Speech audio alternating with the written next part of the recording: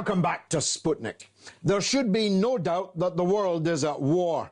It's not a world war yet, but there is war throughout the world. Just last week, hundreds were mowed down by terrorists in Barcelona and Cambrils, in Finland, in Syria, Iraq, Nigeria. Trust me, I could go on. Today's terrorism is a method, a means by which the innocent are made to pay the price for the guilty, a method of murder and mayhem which identifies the softest possible targets and murders them. Russia has actually defeated terrorism in the past, not something you could say for the Bush-Blair wars on terror, and a Kremlin advisor at the time they did is our next guest, Alexander Nekrasov, who joins us now. Thank you, Alexander, for coming back on the Sputnik. Let's start with Barcelona. This is a pretty perfect case study, isn't it? Absolutely. I think it's the first time that we can peel the onion of the terrorist attack and see where it started, who is behind it, how it was prepared, and so on. Usually we get all the terrorists shot, killed, murdered, and we don't know anything. So this time round we know that at a tiny, tiny town, Spanish town of Ripoll, which is only 11,000 people, it might be even called a village, there was this imam who was actually quite a colorful person with a colorful past. How he became an imam is difficult to understand, but he somehow managed to sort of slip, through the net and use these human rights laws to remain in Spain.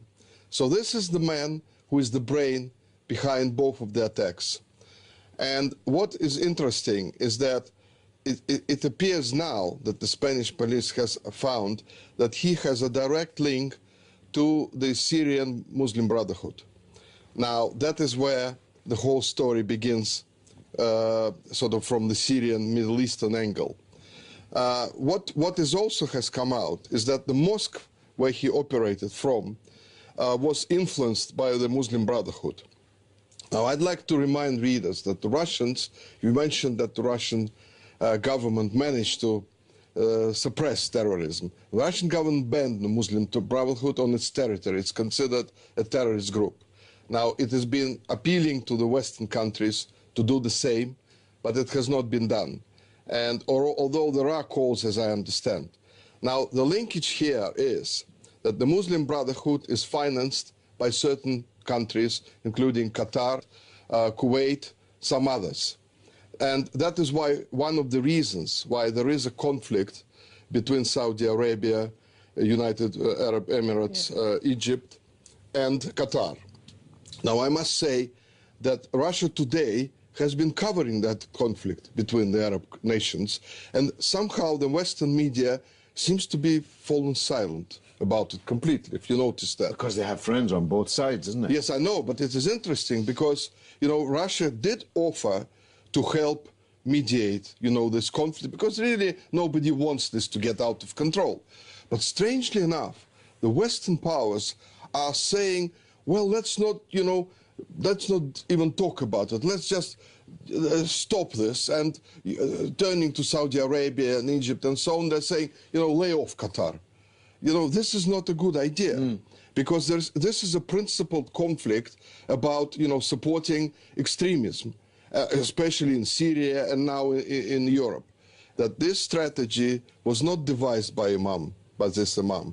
This comes from the Muslim Brotherhood, the people who are, understand how it's done. And they are quite strong in Syria, by the way. They are the ones who are waging the war. And I have just read yesterday that the Muslim Brotherhood in Syria is side by side with Al-Qaeda and ISIS.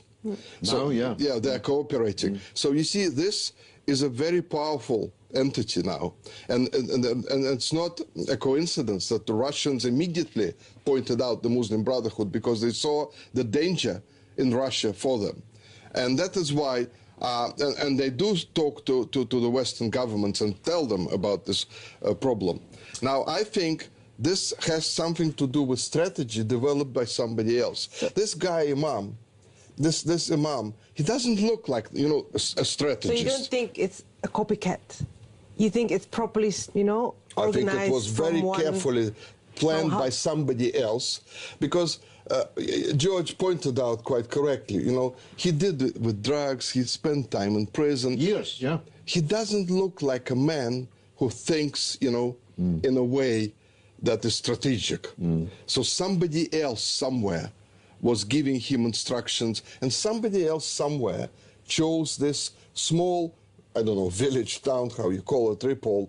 And that's why I think, the reason why I started peeling the onion of this terrorist attack, I think this is a situation which exists somewhere else as well. Sure. That is why now they will have to look for these tiny, tiny small towns and search there, because suddenly they're confronted with a very different problem, something that is completely, they're unaccustomed to it. Yeah, but Send for the Russians. That's what I say. It's the only way we're going to get out of this. Let's put a Russian in charge. Put you in charge. Alexander Nekrasov, thanks for joining us on Thank you. Spotneck.